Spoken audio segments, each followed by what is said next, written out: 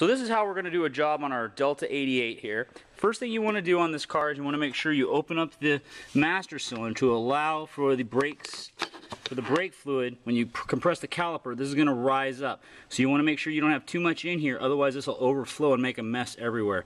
This will probably do the trick. Our brakes on this car are pretty new as it is, so I'm not going to remove any. Normally if the brakes were low and it was this full, I'd remove some of this fluid to keep from making an absolute mess. So first thing we're going to do is we're going to come down here and inspect the kind of brake caliper that we have.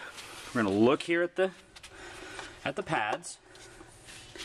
Remember, our general rule of thumb is if the pad is thicker than the backing plate, then our brakes are still good. So in this case, you can see we have quite a bit of meat left on our pad here, and the backing plate's probably about half the size of our pad. So these brakes are actually in good condition, but we're going to go ahead and take these off just to show you how it's done. So the first thing we're going to do is find out what kind of bolts hold our calipers together. We've got one bolt here, and we've got another bolt up here on the top. And it looks to me like they're Allen, so we're going to get the proper Allen wrench, and we're going to take them out. Normally, I would only take out the top one on the top, and then loosen the bottom one, and this whole thing would just kind of fall back. And that way I wouldn't actually have to hang it. Unfortunately, on this type of caliper, because of the way it's held in here, you have to remove both bolts and completely remove the caliper.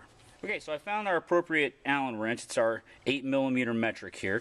I've loosened up the top one already. I had a little bit of a challenge because this bolt sticks right in the way of this pin, so I had to end up getting an extension just to move the whole thing back so that I could get that out of there. And I'll remove it in just a minute. So down here on the bottom, I'm going to find the second one here. Make sure that you're loosening it up. Don't try to go the wrong way or you will strip these things out.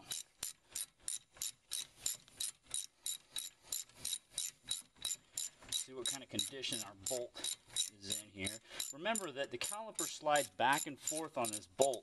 So if this bolt's in bad condition, the caliper will seize up and you'll find that one of your brake pads is thicker than the other brake pad. That usually is a sign that the caliper is not sliding well on the bolt, and they need to be cleaned, greased, and put back together. There it is. So there's my caliper bolt. Oh yeah, these look great. Nice and shiny. They're nice and clean. These look like they were brand new. These were replaced, obviously, by whoever did this brake job last. Usually we put a little bit of grease on these so that they slide, so the caliper slides back and forth with no problem. Alright, this top one should be loose. Maybe it started just a tad. I don't think I tightened it.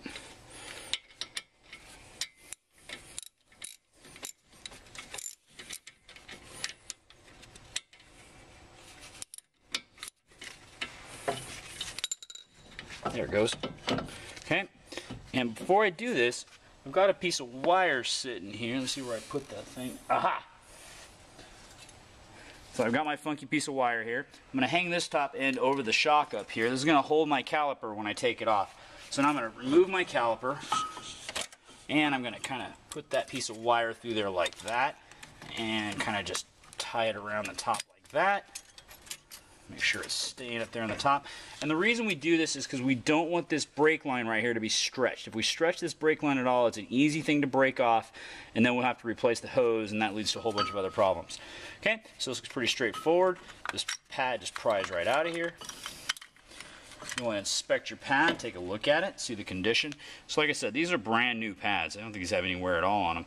Okay, notice the back here, this little horseshoe shape. That's where the piston caliper rides against this. If you don't put some kind of a little bit of high temp grease on here or some brake anti-squeal, sometimes they will make a high pitched whining sound. So usually when we put these back together, we put a small amount of high temp grease or anti-seize on there, and then we put that back in there so it can vibrate against there and not cause that high pitch. Next, I got to pull out this brake pad. Should just come right out of here as well. Yep. Notice, okay, we can let this hang. Notice the two brake pads are very different from each other. This is kind of odd. Usually they look pretty darn close to each other, but these are completely different, so know which is which. This thing right here on the outside is called a squealer. I don't know, probably has a more technical name, but that's what I call it, because that's exactly what it does. When the brake pad gets too low, what happens is that squealer will then ride against the metal of the caliper It'll make a nice high-pitched sound as it goes around real fast. So if you ever hear a car that's squealing real loud, that's probably the problem. Brake pads are too thin. If you pull it apart and find out that it's not the squealer, it's that anti-seize I was talking about on the caliper. Alright, so that's pretty much it. We saw that our pins are in good shape. We can take a look at our rotor. In this case, the rotor on this car just comes right off. Sometimes they're harder to work with. We can inspect our rotor here to make sure it's smooth. There's no cracks or heat checks moving from inside out. Okay, we have no grooves cut in this. It looks like it's in really good shape. Okay, both inside and out. In fact, I'm pretty sure these were turned not too long ago because they usually don't look quite this nice. So, inspect our rotor, make sure it looks good. Put this guy back on here. Then we're going to get our new pads. So I get my box, get out my new pads. In this case, we're going to reinstall our old pads. Remember, the outside one had these clips which went here, like so. I'm going to unhook my wire so I can get my other pad back in there. Don't poke your eye out with your wire. Okay, my other pad went in like that. The little clip goes inside the piston, like so. I'm going to take out this is our top bolt. Okay, I don't want to pull it all the way out because once again, it's going to hit this bolt when we put it back together. Oh, I forgot to show you something.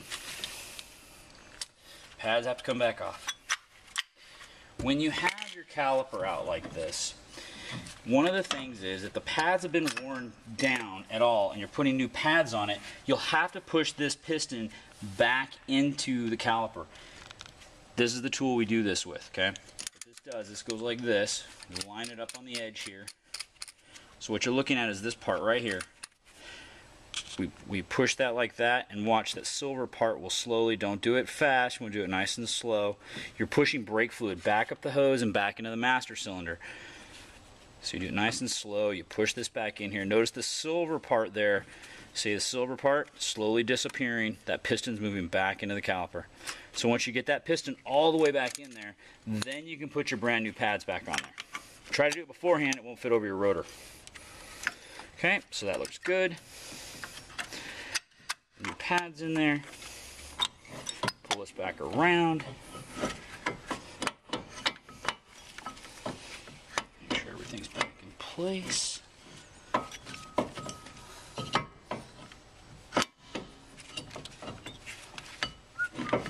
There it goes like that. Set that top one. Get my bottom pin. Put this back in. Tighten the blower. Tighten the top one back up. Nice and tight.